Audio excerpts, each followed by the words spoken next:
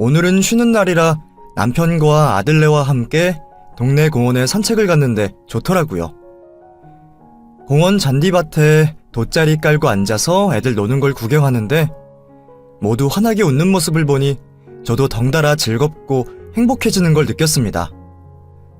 저는 제 아들과 관련된 이야기를 하려고 해요. 지금은 예쁜 가정 꾸리며 잘 살고 있지만 아들의 잘못된 선택으로 큰일 날 뻔한 일이 있었습니다.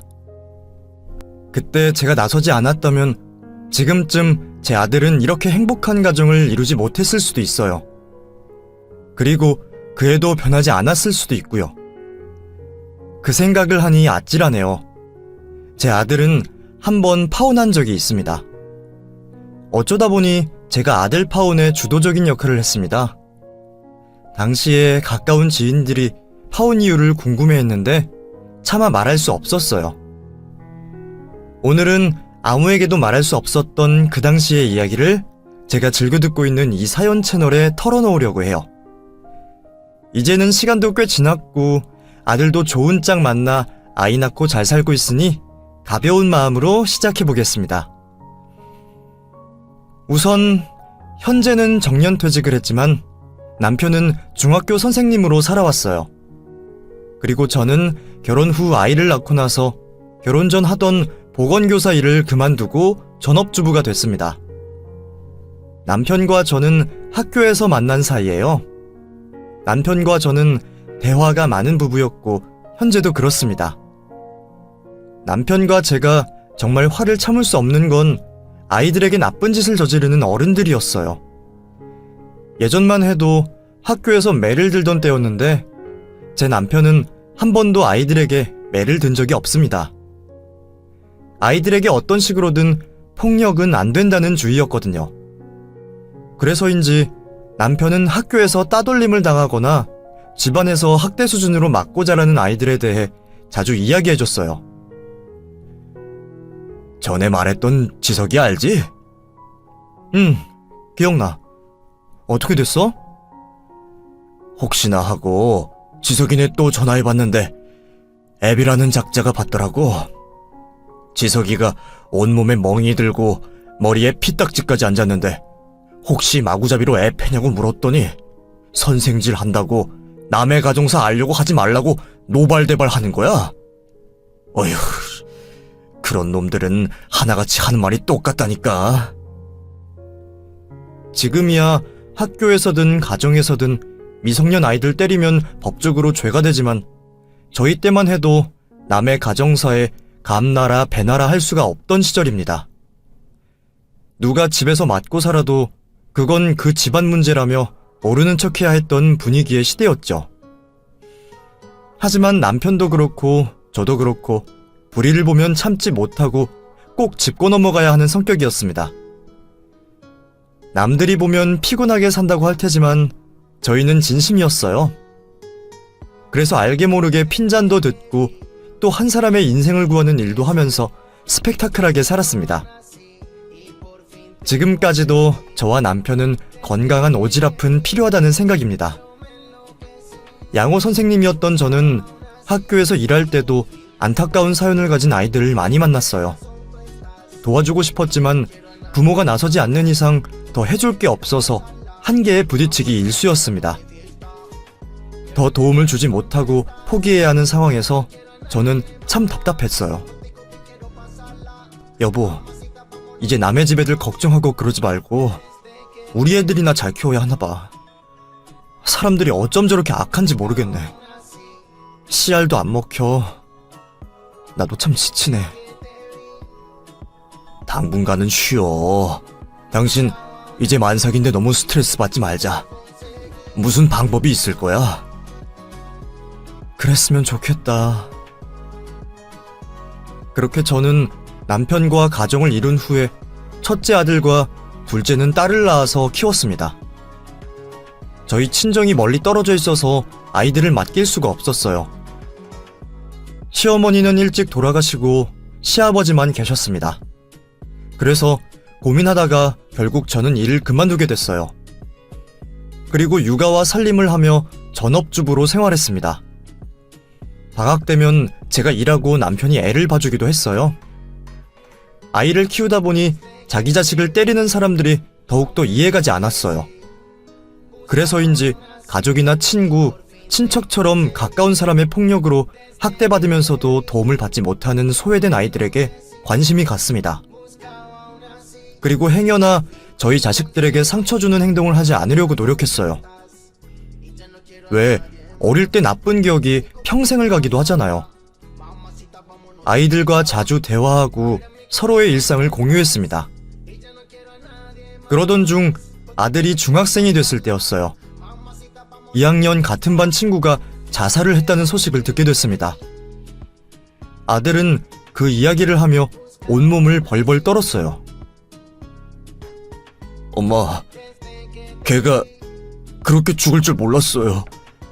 반에서 혼자 다니고 애들이 괴롭혔는데 난 그냥 모르는 척 했거든요. 걔가 잘 웃기도 했고 힘들지 않다고 생각했어요. 근데 학교에서는 학교폭력, 집에서도 가정폭력에 시달렸었나 봐요. 걔가 죽은 게 다 내 탓만 같아요.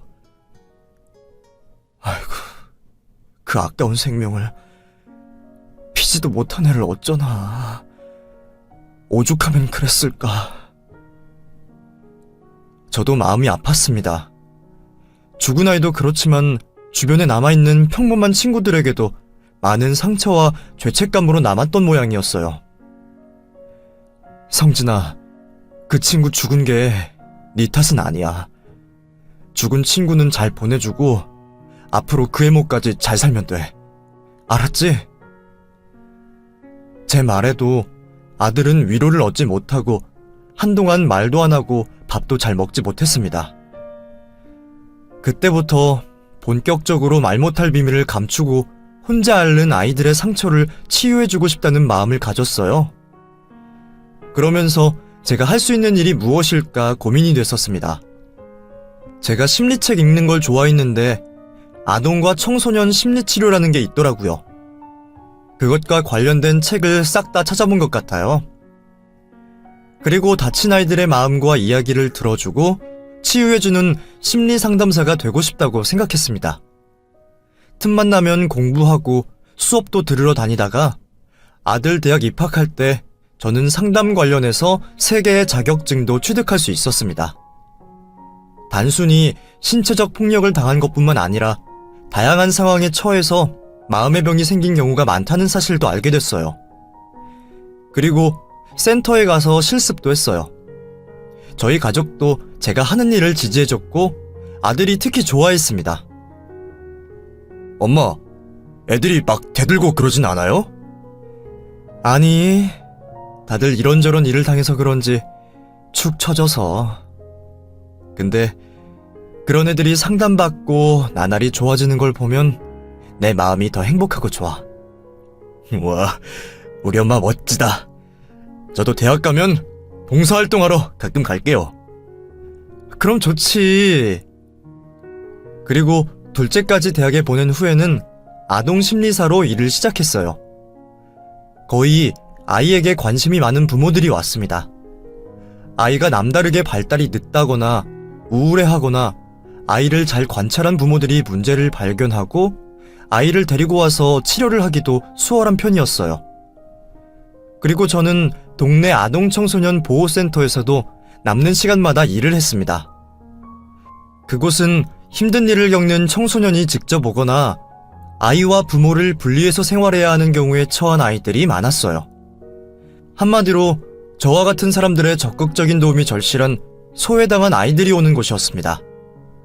제가 일할 때는 거의 대부분 청소년들이 와서 상담을 받았어요. 그런 아이들은 불량한 학생들에게 괴롭힘을 당하거나 가정에서 폭력을 당하고 있는 아이들이 대부분이었습니다.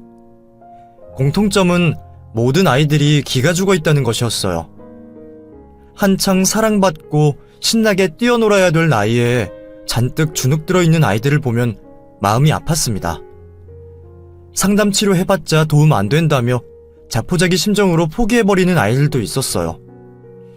하지만 그런 아이들을 잘 설득해서 상담 치료를 진행하다 보면 나중에는 상담받길 잘했다며 선생님들에게 소소한 선물도 해주고는 했습니다. 주눅 들고 사람도 믿지 못하던 아이들이 상처를 극복하고 밖에 나가서 원만하게 사회생활을 하는 모습을 보면 정말 뿌듯해요. 제가 그 아이의 모든 인생을 책임질 수는 없지만 어려운 상황에서 극복한 경험은 살면서 아주 소중한 기억이라고 생각합니다. 저희 아들은 정말 단단하고 야무진 아이였어요. 한시도 쉴 틈 없이 바쁘게 살았습니다. 그런 아들을 보면 걱정이 돼서 쉬엄쉬엄 하라고 말할 정도였어요. 엄마, 이런 무한 경쟁 사회에서 쉬엄쉬엄 하면 금방 도태돼요.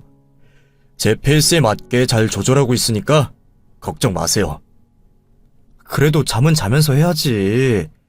현재도 즐기면서 무리하지 않았으면 하는 게 엄마 마음이야. 저는 일단 제가 가고 싶은 대기업에 입사하기 전까지는 이렇게 살아야 해요. 스펙이 좋아야 하니까요. 엄마 모르게 할 건 다 하고 사니까 그런 걱정은 마시고요. 뭐? 정말? 엄마야말로 좀 쉬면서 하세요. 집에서까지 일하지 마시고 집에서는 휴식. 아들도 바빴지만 저도 바쁘게 살았어요. 저희 가족이 대체로 아무 일 없이 그냥 늘어져 있는 걸 견디지 못하는 타입입니다. 아들이 그런 저의 성격을 닮았을지도 모르겠네요. 아들과 제가 서로를 걱정하면서 하는 잔소리들은 사돈난말하는 거나 다름없었습니다. 딸은 대학을 다니다가 교환학생으로 이탈리아에 가게 됐어요. 그리고 지금은 이탈리아에서 일도 하고 현지인과 결혼도 했답니다. 한국에는 1년에 한두 번씩 다녀가고 있어요. 나중에는 한국에서도 들어와서 몇 년 살 거라는데 와야 오는 거죠 뭐. 이야기가 잠시 샛길로 갔네요. 아무튼 딸은 알아서 척척 잘 살고 있었고 아들도 원하던 대기업에 인턴을 마치고 정직원이 됐습니다. 목표를 이뤄서 기뻐할 줄 알았는데 아들은 하루하루 지쳐가는 모습이었어요. 본인이 원해서 바쁘게 지낼 때와 회사 일로 사람들과 부대끼면서 바쁜 건 천지 차이였던 겁니다. 결국 아들은 몸에 탈이 나서 병원에 입원했어요. 회사에서 건강검진을 받았는데 대장 내시경을 하고 대장암 초기 진단을 받았습니다. 그 소식에 심장이 덜컥 내려앉는 기분이었어요. 아들은 수술을 받았고 병가를 내고 쉬면서 생각이 많아진 눈치였습니다. 그리고 회사에서 은근히 아들에게 압박을 줬던 모양이에요. 건강하지 않은 사원은 쓸모없다는 건지. 그래서 아들은 결심했습니다. 엄마, 저 일단은 쉬면서 수학 강사 일하려고요. 능력 위주의 회사에 질릴 대로 질렸어요. 죄송해요. 뭐가 죄송해. 죄송할 거 하나 없어. 엄마는 오히려 잘됐다 싶네. 뭘 하든 아무 상관없이 엄마 아빠는 우리 성진이 응원하니까 하고 싶은 거 다 해. 무슨 일을 당해도 담담하게 지냈던 아들은 제 말을 듣고 울음이 터져서 아이처럼 울었습니다. 벌써 20대 후반이 된 아들이었지만 저에게는 그저 아이처럼 보였어요. 아무튼 수학 강사 일을 하면서는 회사에 다닐 때보다는 훨씬 더 쾌활해진 모습이었습니다. 아이들을 가르치며 그 아이들이 성적이 오르는 모습을 보면 성취감이 이루 말할 수 없다고 하더라고요. 저 역시 아들의 마음을 충분히 이해합니다. 무슨 일이든 본인이 느끼는 성취감이 있어야 일을 하는 원동력이 생기는 것 같아요. 그때쯤 남편은 은퇴를 했어요. 그리고 받은 퇴직금을 저에게 주며 말했습니다. 이제는 당신이 직접 보호센터 운영해봐. 그리고 나도 거기서 청소든 뭐든 일할게. 정말이야? 후회 안 할 거야? 후회를 왜 해? 당신만큼 나도 염원하던 일을 하는 건데 행복하지. 그리고 나 물려받은 재산 많아. 고마워요, 여보. 남편의 말에 저는 감동을 받아서 눈물이 찔끔 흘렀습니다. 그렇게 남편이 준 돈과 제가 조금 모은 돈을 합쳐서 1년간의 준비 끝에 아동 청소년 심리치료센터를 차리게 됐습니다. 3명의 상담사 및 놀이치료사들을 모시고 함께 의기투합해서 일을 시작했어요. 남편은 국어 교사로 오랫동안 근무했기 때문에 간간히 자문을 구하기도 했습니다. 제가 차릴 때만 해도 이런 상담센터가 턱없이 부족한 실정이었어요. 그래서인지 센터에는 상담을 필요로 하는 아이나 청소년들이 많이 찾아줬습니다. 가끔은 아이에게 짜증을 부리거나 밑도 끝도 없이 화를 내는 보호자를 만나기도 했습니다. 그런 것들이 다 아이에게 영향을 끼쳐서 부부 가족 상담사도 필요하겠더라고요. 어느 정도 기반이 잡힌 후부터는 그것도 함께 진행했습니다. 그리고 어떻게 해도 나아지지 않는 아이 보호자인 애엄마를 만나게 됐어요.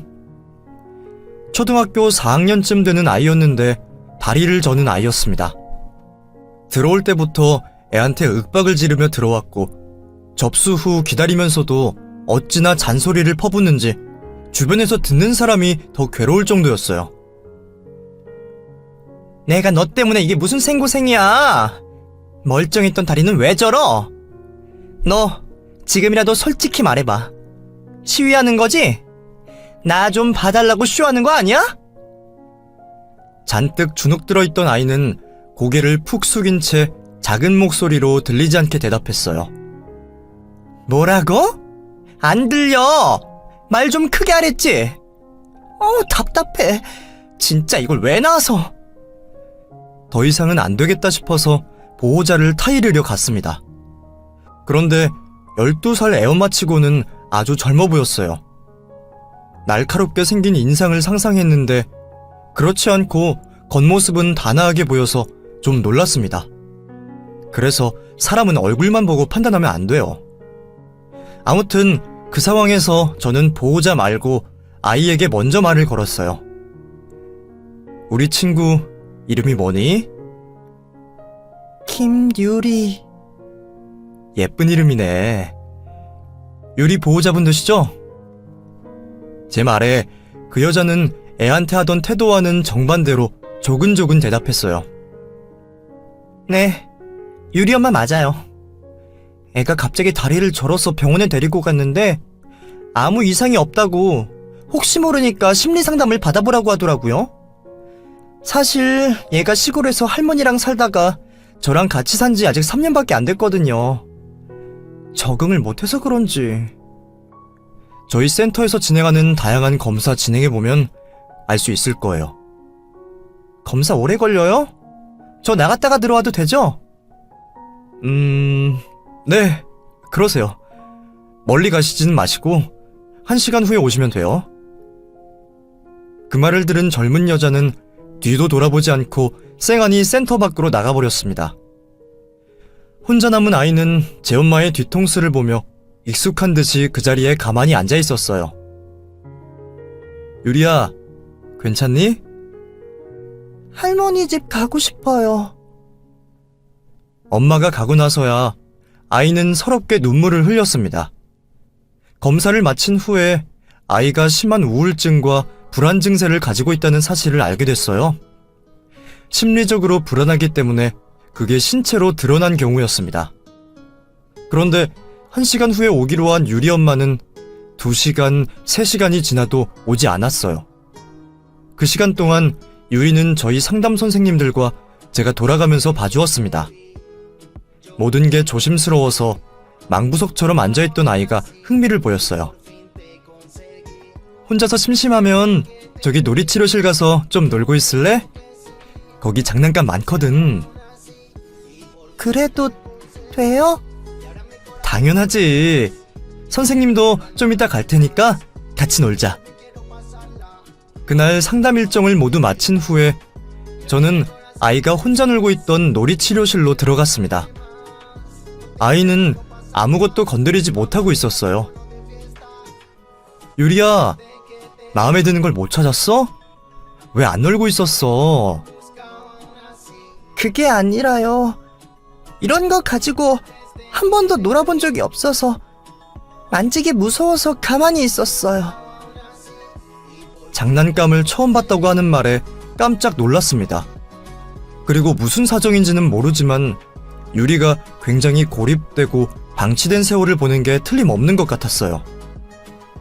그렇게 시간이 흐르고 술 냄새를 풍기며 애엄마가 돌아왔습니다. 그리고 다짜고짜 말했어요. 검사 끝났죠? 야, 김유리! 가자! 나와! 검사 결과 궁금하지 않으세요? 좀 듣고 가시죠. 안 궁금해요. 입혀줘, 먹여줘, 재워줘. 지가 부족한 게 뭐가 있다고 유세인지 모르겠네. 그저 감사합니다 해도 모자를 파네. 유리 어머님, 말씀이 지나치시네요. 아이 앞에서 무슨 소리를 하시는 거예요? 당연히 부모라면 미성년 아이를 돌봐줘야죠. 제가 그렇게 말하자 술에 취해 눈이 풀린 그 여자는 저에게 삿대질을 하며 소리를 버럭버럭 질렀습니다. 당신이 뭔데 나한테 이래라 저래라야? 늙은 할망구가 뭘 안다고? 다시는 여기 오나 봐라. 야, 김유리! 가자! 가자고! 내 말 안 들려? 그 여자는 아이 팔목을 끌고 가다시피 하며 센터 밖으로 나갔습니다. 아이는 겁에 질린 얼굴로 저를 돌아봤어요. 그래서 제가 다시 그 엄마를 붙잡고 말했습니다. 저기요, 저랑 따로 얘기 좀 해요. 유리 없는 곳에서요. 오버하지 마. 나 바쁜 사람이야. 남의 집안일에 관심 끄느라고. 제가 하는 일이 남의 집안일에 관심을 가져야 하는 일이라서요. 아이가 혼자 버티기 힘들 만큼 괴로운 상황에 있는 것 같은데 이러시면 경찰을 통해서 수사할 수밖에 없어요. 뭐? 경찰? 그놈의 경찰 불러봐. 걔들 와봐야 아무 소용 없으니까. 야, 김유리, 빨리 안 나와? 지금은 너무 취했으니 조용히 돌아가시고 다음 주에 꼭 다시 오세요. 유리야, 선생님이 기다릴게. 아이는 울상이 된 채로 또 저를 돌아보더니 엘리베이터를 타고 사라졌습니다. 이런저런 사람들 많이 봤지만 그 여자처럼 저희 앞에서도 막무가내로 아이에게 함부로 대하는 사람은 처음 봤어요. 그날 상담사분들과 유리 이야기를 나눴습니다. 유리가 꼭 다시 와야 될 텐데. 그러니까요. 애가 당장 치료받지 않으면 안 될 정도로 심각한 상태인데 애엄마 보니까 그럴만도 하네요. 아니나 다를까 일주일 후에 그 여자와 아이는 상담센터에 오지 않았습니다. 저는 일주일 내내 유리가 머릿속에서 맴돌았어요. 그래서 유리 엄마 연락처로 전화를 했습니다. 여보세요? 네, 안녕하세요. 여기 땡땡센터인데요. 왜요? 오늘 안 오셔서 전화드렸어요. 유리는 잘 지내고 있죠? 내일 시간 되실 때 유리 데리고 오세요. 그 여자는 저에게 대답을 하려고 하다가 수화기 너머로 들려오는 어떤 아이의 인사에 그 여자가 밝은 목소리로 말했습니다. 그래, 수연아, 잘 가고. 숙제 꼭 해와야 된다. 조심히 들어가. 그렇게 말하고는 다시 냉랭한 목소리로 돌아와서 저에게 말했습니다. 왜 전화까지 걸고 그러세요? 가고 말고는 내 마음대로 알아서 할 테니까 괜한 오지랖 부리지 마시라고요. 그게 아니고 얼마 전에 경찰에서 저희 센터에 와서 유리 검사 기록을 가지러 왔더라고요. 그래서 저는 임기응변으로 거짓말을 쳤습니다. 그랬더니 기겁을 하더라고요. 경찰이 거기까지 왜 가? 그래서 기록지 줬어요? 아니요. 보호자 아니면 가져갈 수 없다고 했어요. 다시 또 올 텐데 그때는 줘야 할 것 같거든요. 주지 마요. 내일 유리 데리고 올 테니까. 짜증나. 김유리 인연. 그렇게 말하며 전화를 또 끊어버렸습니다. 정말 만만치 않은 상대라는 생각이 들었어요. 그날은 저녁에 남편과 아들과 함께 외식을 하는 날이었습니다. 기가 다 빨려서 지친 상태로 한정식 집에 갔어요. 그랬더니 아들이 깜짝 놀라면서 물었습니다. 엄마, 다크서클이 턱 끝까지 내려왔어요. 오늘 많이 힘드셨어요? 병원 가셔야 되겠는데요? 오늘 좀 미친 여자를 상대해서 아주 골치가 아프다. 어떻게 엄마라는 게 애를 햄주만도 못한 취급을 하는지. 무슨 일인데요? 식사하시면서 저희한테 다 털어놓으세요. 저녁 식사를 하면서 남편과 아들에게 유리 엄마에 관한 이야기를 대충 해줬습니다. 애가 잔뜩 주눅이 들어서 너무 안 됐더라. 미혼모 혼자서 돌보는 것 같아. 이혼을 했는지 뭐 어쩐 일인지 내가 꼭 맡아서 아이를 돕고 싶은데 저렇게 야단을 치니 원. 그 여자 계모 아니에요? 계모도 안 그러겠네. 자기 자식한테 그게 무슨 짓이래요? 그런 여자 만날 일도 없겠지만 만나면